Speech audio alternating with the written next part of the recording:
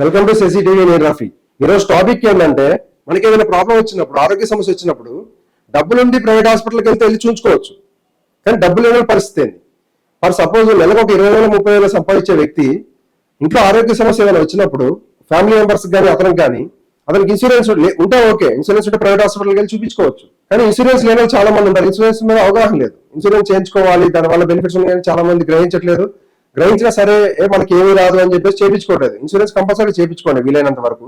అయితే ఇప్పుడు ఏంటంటే టాపిక్ ఇప్పుడు చూసుకుంటే, మనకి ఆరోగ్య సమస్య వచ్చినప్పుడు మనం గవర్నమెంట్ హాస్పిటల్కి వెళ్ళి ఫ్రీగా పొందొచ్చు ఏదైనా. ఇప్పుడు ప్రైవేట్ హాస్పిటల్కి వెళ్ళాం, నాకే ఆరోగ్య సమస్య వచ్చింది ఏదన్నా, నేను ప్రైవేట్ హాస్పిటల్కి వెళ్తే మినిమం ఓపీ వచ్చేసి 200 నుంచి 500 మధ్యలో ఉంటుంది నార్మల్ హాస్పిటల్స్ లో. పెద్ద హాస్పిటల్స్ 1000 నుంచి 1500 ఉంటుంది.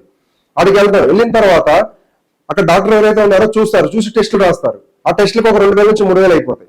అది తీసుకొని వచ్చిన తర్వాత మనకి ఏదైతే వ్యాధి ఉందో దానికి సంబంధించిన మందులు రాస్తారు. అవి ఒక 1000 నుంచి 2000 అయితే ఇట్లా మొత్తం ఓవరాల్ చూసుకుంటే 4000 నుంచి 5000 రూపాయలు వెళ్ళిపోతున్నాయి.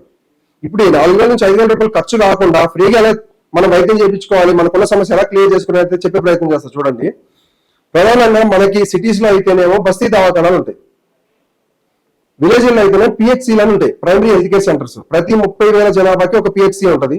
బస్తీ దవాఖానా అయితేనేమో ప్రతి 10,000 మంది ప్రతి 10,000 మెంబర్స్ కి ఒక బస్తీ దవాఖానా ఉంటుంది. కానీ మనం వాటిని యూటిలైజ్ చేసుకోవట్లేదు. అక్కడ వెల్ క్వాలిఫైడ్ డాక్టర్ ఉంటారు, ఎంబీబీఎస్ డాక్టర్ ఉంటారు బస్తీ దవాఖానాలో.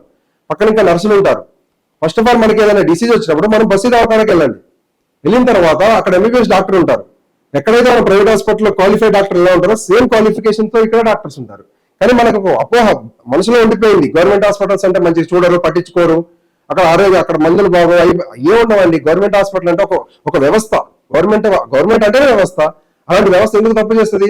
ఇంతకుముందు లెక్క లేవు గవర్నమెంట్ హాస్పిటల్, మొత్తం అప్డేట్ అయిపోయింది. డబ్బులు ఉన్న ప్రైవేట్ హాస్పిటల్కి వెళ్ళి ఉంచుకోండి. కానీ మధ్యతరగతి వాళ్ళు మాత్రం ఏదైతే మనకు గవర్నమెంట్ అవకాశం కల్పిస్తుందో ఇక్కడికి వెళ్ళి మనం యూటిలైజ్ చేసుకోవాలి.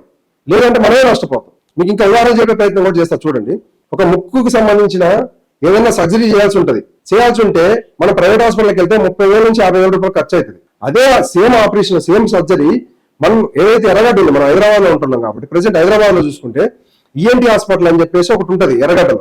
అక్కడికి వెళ్తే ఈ 30,000 నుంచి 50,000 రూపాయల మధ్య ఏదైతే ఖర్చు అయితే ప్రైవేట్ హాస్పిటల్లో ఇక్కడ ఫ్రీగా అయిపోతుంది. అది డబ్బులు అఫోర్డ్ చేయగలిగితే ప్రైవేట్ హాస్పిటల్లో పోండి, బ్రహ్మాండంగా చేయించుకోండి. అఫోర్డ్ చేయలేని పరిస్థితుల్లో మన సేవింగ్స్ మొత్తం ఒక నార్మల్గా 20,000 నుంచి 50,000 మధ్యలో సంపాదించే వ్యక్తి పర్ ఇయర్ వచ్చేసి ఎంత సేవ్ చేస్తాడు? 1,00,000 రూపాయలు చేస్తాడు అనుకోండి. ఆ 1,00,000 రూపాయలు చేసిన దాంట్లో 50,000 రూపాయలు ప్రైవేట్ హాస్పిటల్కి వెళ్ళి మనం సర్జరీ చేయించేసుకుంటే ఆ 50,000 అక్కడ కథం అయిపోతున్నాయి కదా. నువ్వు ఎన్ని రోజులు కష్టపడి సంపాదించి సేవ్ చేసుకోవడానికి ఇంకా ప్రయోజనం ఏముంది? ప్రతి మిడిల్ క్లాస్ వ్యక్తి పైకి ఎదగకుండా కిందకి రావడానికి కారణం, పడిపోవడానికి కారణం, ఆర్థికంగా వెనకబడడానికి కారణం కేవలం మనం వైద్యం ఏదైతే ప్రైవేట్ హాస్పిటల్స్కి వెళ్ళి చేయించుకుంటున్నామో, మనం ఎఫర్ట్ చేయలేకపోయినా సరే ప్రైవేట్ హాస్పిటల్కి వెళ్ళి మనం అప్పులు చేసి చేసుకుంటున్నామో దానివల్ల ఆర్థికంగా వెనకపోతున్నాం. అదే ఇప్పుడు ఈఎన్టీ హాస్పిటల్ ఉంది మనకి ఎర్రగడ్డలో, దాన్ని యూటిలైజ్ చేసుకోండి. అక్కడికి వెళ్తే మంచి వెల్ క్వాలిఫైడ్ సర్జన్స్ ఉంటారు. వాళ్ళు మనకి అదే ఏదైతే మనకి ప్రైవేట్ హాస్పిటల్ చేస్తారో సేమ్ సర్జరీ అక్కడ ఫ్రీ చేసి పెడతారు. మీకు ఫ్రీగా టెస్టులు ఉంటాయి, ఫ్రీగా మందులు ఉంటాయి, ఫ్రీగా ట్రీట్మెంట్ ఉంటుంది. ₹1 ఖర్చు లేదు, బ్రహ్మాండంగా వెళ్ళి చేయించుకొని రావచ్చు. ఇలా ప్రతి ఏరియాలో, మన తెలంగాణలో, ఆంధ్రాలో ఏ అయితే గవర్నమెంట్ హాస్పిటల్ ఎక్కడైతే స్పెషలైజేషన్స్ ఉంటాయో, ఏ హాస్పిటల్స్ ఏ స్పెషలైజేషన్ ఉంది అక్కడ డాక్టర్ని కూడా నేను కన్సల్ట్ అయ్యి వాళ్ళతో కూడా ఇంటర్వ్యూ చేసే ప్రయత్నం చేస్తాం ముందు వీడియోలో. ఇక్కడ చూసుకుంటే మనకి బస్తీ దవాఖానా, పిహెచ్సీలు వచ్చేసి ప్రైమరీ హెల్త్ కేర్ సెంటర్స్ వచ్చేసి రాష్ట్ర ప్రభుత్వం, కేంద్ర ప్రభుత్వం రెండు కాంబినేషన్ లో నడుస్తూ ఉంటాయి అవి. కానీ బస్తీ దవాఖానాలు వచ్చేసి రాష్ట్ర ప్రభుత్వం ఇంట్రొడ్యూస్ చేసింది. ఎందుకంటే రాష్ట్ర ప్రభుత్వం బస్తీల్లో ఉండే పేద మధ్య తరగతి వాళ్ళు ఎవరైతే ఉంటారో ప్రజలు, వాళ్ళ కోసం అని చెప్పేసి ఈ బస్తీ దవాఖానాలు ప్రారంభించడం జరిగింది. కానీ దీన్ని కేవలం ఎవరు యూజ్ చేసుకుంటున్నారంటే భయపడకుండా డేర్ గా వెళ్ళి యూటిలైజ్ చేసుకునే వాళ్ళు లోకల్స్ అండి. అక్కడ ఎవరైతే లోకల్స్ ఉంటారో వాళ్ళకి తెలుసు బ్రహ్మాండమైన డాక్టర్స్ ఉంటారు, బ్రహ్మాండమైన మందులు ఉంటాయి, మంచిగా మీకు ఏ టెస్ట్ కావాలన్నా ఫ్రీ చేసుకోవచ్చు. 200 రకాల మెడికల్ ఈ టెస్టులు ఉంటాయి కదా, మనకి 200 రకాల టెస్టులు ఫ్రీ ఉన్నాయి అక్కడ. ఈ టెస్టులన్నీ మనం ఫ్రీగా పొందొచ్చండి. చూడొచ్చు, మంచి హాస్పిటల్స్. మనం దీన్ని యూటిలైజ్ చేసుకోవాలి. నేను దీన్ని చాలా వీడియోస్ చేసే ప్రయత్నం చేస్తాను ముందు. ఇది ఫస్ట్ వీడియో అనుకోండి. గవర్నమెంట్ హాస్పిటల్స్ గురించి, గవర్నమెంట్ హాస్పిటల్ మనం ఎలా యూటిలైజ్ చేసుకోవాలి, అక్కడ ఎలాంటి మన సర్వీసెస్ ఉంటాయి, మనం ఎలా అప్రోచ్ అవ్వాలి, ఇవన్నీ కూడా ముందు వీడియోలు చెప్తాను. బస్తీ దవాఖానా ఫర్ సపోజ్ ఇక్కడికి వెళ్ళి మనం బయట మనం ఏదైనా లిపిడ్ ప్రొఫైల్ కానీ, లేదా బ్లడ్ ప్రొఫైల్ కానీ, లేదు అంటే మనకి ఏదైనా థైరాయిడ్ కానీ, ఇలాంటి ఏదైనా డిసీజులు ఉంటాయి కదా, మనకు అర్థమవుతుంది ఆ టెస్ట్ చేయించుకోవాలని అనుకున్నప్పుడు మనం ఏదైనా ప్రైవేట్ ఆర్గనైజేషన్స్ ఉంటాయి ఈ టెస్టులు చేసేవాళ్ళు, వాళ్ళ దగ్గరికి కన్సల్ట్ అయితే 1000 నుంచి 2,000 మధ్యలో ఉంటుంది టెస్ట్. అదే మనం బస్తీ దవాఖానాకి వెళ్తే సేమ్ టెస్ట్ ఇక్కడ మనం ఫ్రీగా చేయించుకోవచ్చు. అక్కడ 2,000 ఎందుకు పెట్టాలి? అఫోర్డ్ చేస్తే చేయండి. మీ దగ్గర డబ్బులు ఉన్నాయి, అఫోర్డ్ చేయగలను అంటే చేయండి, నో ప్రాబ్లం. కానీ ఇక్కడ మాత్రం అఫోర్డ్ చేయడానికి ఇక్కడికి వచ్చి చేయించుకోవడం మంచిది. ఇక్కడ రావడం వల్ల బెనిఫిట్స్ ఏంటంటే ఏదైనా ఆరోగ్య సమస్య వచ్చి ఇక్కడికి వచ్చిన తర్వాత ఫస్ట్ అక్కడ ఎంబీబీఎస్ డాక్టర్ ఉంటారు, ప్రొసీజర్ ఎంబీబీఎస్ డాక్టర్ ఉంటారు, ఆమె చూస్తారు. అక్కడ మేడం ఉన్నా సార్ ఉన్నా ఎవరున్నా కానీ మిమ్మల్ని చూసి మీకు ఏదైతే ఆరోగ్య సమస్య ఉందో ఆరోగ్య సమస్య ఆమె దగ్గర క్లియర్ అవుతుంది అంటే ఆమె మెడిసిన్ రాసి టెస్ట్లు అయితే ఏమైనా ఆమె చేపిస్తారు, ఫ్రీగా చేస్తారు టెస్టులు. తర్వాత మెడిసిన్ కూడా మీకు ఫ్రీగా ఇచ్చి పంపించేస్తారు. ఇన్ కేసు అది ఆమె దగ్గర కాదు, ఆ ఎంబీబీఎస్ డాక్టర్ ఎవరైతే ఉన్నారో ఆ బస్తీ దవాఖానా మీకు ఆ సమస్య క్లియర్ కాదు అన్నప్పుడు నెక్స్ట్ క్లస్టర్స్ ఉంటాయి. ఈ బస్తీ దవాఖానాల పైన క్లస్టర్స్ ఉంటాయి. ఫర్ ఎగ్జాంపుల్ గోల్కొండ క్లస్టర్ ఉంటుంది, అక్కడ సర్జరీ చేస్తారు, హై క్వాలిఫైడ్ సర్జన్స్ ఉంటారు అక్కడ. వాళ్ళంతా మోటివ్ తో వస్తారు, ఎట్లా ప్రజలకు సేవ చేయాలి ఈ మోటివ్ తో వస్తారు. వాళ్ళు బయట 10 లక్షలు సంపాదించుకునే అవకాశం ఉన్నా 1-2 లక్షలకే వాళ్ళ జీతాలకే ఇక్కడికే వచ్చి పనిచేస్తారు. ఏంటంటే ప్రజలకు సేవ చేయాలి, అదొక గొప్ప వృత్తి. ప్రజలకు సేవ చేయాలంటే ఒక మంచి అవకాశం. గవర్నమెంట్ హాస్పిటల్స్ లో పనిచేయడం వాళ్ళు వస్తారు, మీకు ఎలాంటి ఇబ్బంది కలగదు. 100% క్లియర్ గా నెంబర్ 1 చేసి పెడతారు. ఏ సర్జరీ అయినా వాళ్ళు మీ దగ్గర రూపాయి ఛార్జ్ చేయరు, అక్కడ లంచాలు అలాంటివి ఏమి ఉండవు. కానీ తెలియదు మనకు అంతే. ఎక్కడో మన విలేజ్ నుంచి ఇక్కడికి వచ్చి ఉంటాం, మనకు భయం గవర్నమెంట్ హాస్పిటల్ పోవాలంటే. కానీ ఇక్కడ లోకల్స్ ఉంటారో అబ్జర్వ్ చేయండి మీరు, లోకల్స్ ఎప్పుడు కూడా ప్రైవేట్ హాస్పిటల్ ప్రిఫర్ చేయరు, వాళ్ళు గవర్నమెంట్ హాస్పిటల్కి వెళ్తారు. ఇంకా ముస్లింస్ చూడండి, గోల్కొండ దగ్గర పోతే క్లస్టర్ దగ్గరికి మొత్తం ముస్లింస్ ఉంటారు. బస్తీ దవాఖాన దగ్గరికి వెళ్ళండి ఎక్కడైనా, అక్కడ కూడా మాక్సిమం ముస్లింస్ ఉంటారు. వాళ్ళు బాగా యూటిలైజ్ చేసుకుంటారు, వాళ్ళకి తెలుసు మంచిగా చూస్తారు డాక్టర్లు, మంచిగా మెడిసిన్ ఉంటుంది, ఫ్రీగా టెస్టులు ఉంటాయి, అంతా ఫ్రీగా అయిపోతుందని చెప్పేసి వాళ్ళు యూటిలైజ్ చేసుకుంటారు. మనం కూడా చేసుకోవాలి. అక్కడ రూల్స్ ఏం లేవు, ఇక్కడ లోకల్సే రావాలి, నాన్ లోకల్స్ రాకూడదు, ఇలాంటి రూల్స్ ఏం లేవు. అందరూ వచ్చి అందరు చేయించుకోవచ్చు టెస్టులు. అందరూ మనం ఏంటండి, మనం 12,300 కోట్ల రూపాయల బడ్జెట్ హెల్త్ కేటాయించింది గవర్నమెంట్. అదంతా మనం యూటిలైజ్ చేసుకోవాలి కదా, మనం గట్టి ట్యాక్సులతోనే కదా వాళ్ళు మన గవర్నమెంట్ మనకి ఫ్రీగా టెస్టులు, ఫ్రీగా మెడిసిన్, ఫ్రీగా వైద్యాన్ని ఇచ్చేది. దాన్ని మనం చేసుకోకపోతే ఎలా? ఇంకొక విషయం, ఇక్కడికి వచ్చిన తర్వాత ఎవరైతే బస్తీ దవాఖానా ఉంటారో ఆమె చూస్తారు, క్లస్టర్ పంపిస్తారు. ఇన్ కేసు అక్కడ అవసరం ఉందంటే అక్కడికి వెళ్ళాలి, మీకు అక్కడే క్లియర్ అవుతుంది ప్రాబ్లం అంటే. అక్కడ కూడా అవ్వలేదు అనుకోండి, నెక్స్ట్ ఏముంటది, మనకు ఉస్మానియా గాంధీ లాంటి హాస్పిటల్ ఉన్నాయిగా, వాళ్ళు అక్కడ పంపిస్తారు, మీకు లెటర్ రాసిస్తారు. బస్తీ దవాఖానాలో ఎవరైతే డాక్టర్ ఉంటారో మీకు ఇక్కడ నుంచి అక్కడ క్లస్టర్కి వెళ్ళండి అని చెప్పేసి లెటర్ రాసిస్తారు. అంటే పై హాస్పిటల్ ఏదైతే ఉందో అక్కడికి వెళ్ళండి లెటర్ రాసిస్తారు. ఈ లెటర్ తీసుకుని అక్కడ చూపిస్తే మీకు సంబంధించిన వైద్యం మొత్తం ఫ్రీ చేసి పెడతారు. మళ్ళీ అక్కడ కూడా మీకు అందుబాటులో లేదనుకోండి ఆ వైద్యం, మళ్ళీ నెక్స్ట్ పెద్ద హాస్పిటల్ దానిపైన ఏదైతే ఉందో ఉస్మానియా గాంధీ లాంటి హాస్పిటల్ అక్కడే రిఫర్ చేస్తారు, డాక్టర్లే రిఫర్ చేస్తారు. అక్కడ లెటర్ రాసిస్తారు, మీకు రికమెండేషన్ లెటర్ అంటే అది. ఆ లెటర్ తీసుకెళ్ళి మీరు అక్కడ చూపించారంటే మీకు అంతా క్లియర్ అయిపోతుంది. అక్కడ మొత్తం వాళ్ళు మీకు ఏదైతే సమస్య ఉందో అది మొత్తం రాసి ఈమెకి ఇది కావాలి అంటే మన పేషెంట్ కి ఇలాంటి డిసీజ్ ఉంది, ఈ వైద్యం కావాలని చెప్పేసి రాస్తారు.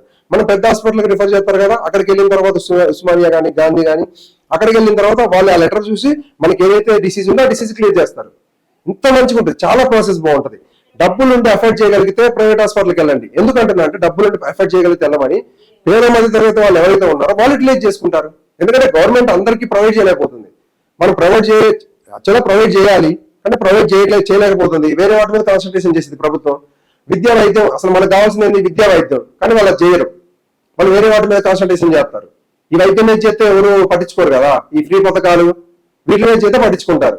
ఇప్పుడు ఆ రైతు బంధు అలాంటివి ఇస్తున్నారు, 10,000 ఇస్తారు ఎకరానికి. ఇప్పుడు అక్కడ రైతుకి ఏదో ఒక రోగం వస్తుంది, ఆ రోగం వచ్చినప్పుడు 2 లక్షలు ఖర్చు అవుతుంది.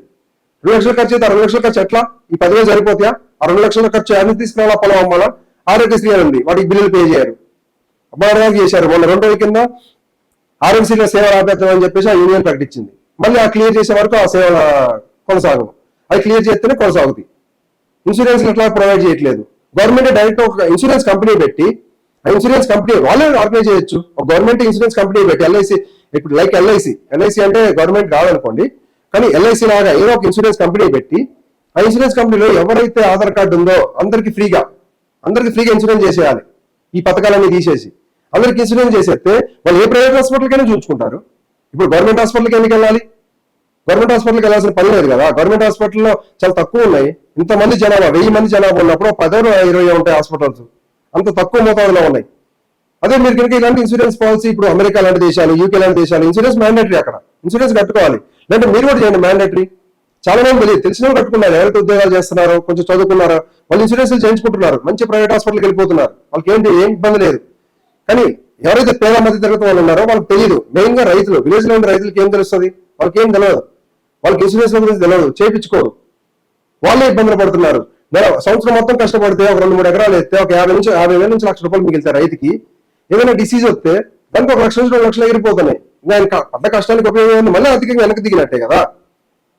ఎవరైతే అఫోర్డ్ చేయగలుగుతారో వాళ్ళు ప్రైవేట్ హాస్పిటల్కి వెళ్ళి చూసుకోండి. ఎవరైతే అఫోర్డ్ చేయలేరు, పేద మధ్య తరగతి వాళ్ళు ఎవరైతే ఉన్నారో ఖచ్చితంగా ప్రైమరీ హెల్త్ కేర్ సెంటర్స్ మనం ఉపయోగించుకోవాలి.